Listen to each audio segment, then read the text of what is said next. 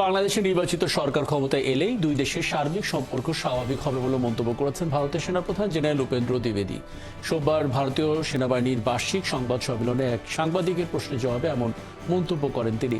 ভারতের সেনাবাহিনীর আর্মি ডের আগে সংবাদ সম্মেলনে জেনারেল উপেন্দ্র দ্বিবেদী তিনি বলেন, প্রতিবেশী হিসেবে দুই দেশকে একসাথে থাকতে হবে, কোনো ধরনের শত্রুতা একে অপরের স্বার্থের জন্য ভালো হবে না।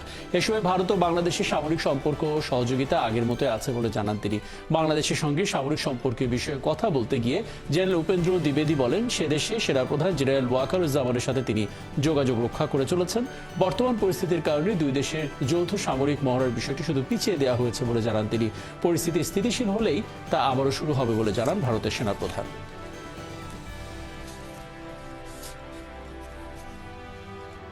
As of today, the capability entails that we should. আমরা প্রতিবেশী, আমাদের একসঙ্গে থাকতে হবে এবং একে অপরকে বুঝতে হবে। কোনো ধরনের শত্রুতা করলে আমাদের নিজেদেরই ক্ষতি। সম্পর্কে বিদ্বেষ কোনো পক্ষের জন্যই ভালো ফল আনবে না। দুই দেশের সেনাবাহিনীর পর্যায়ে সম্পর্কে কোনো সমস্যা নেই। We are not looking forward to any reduction of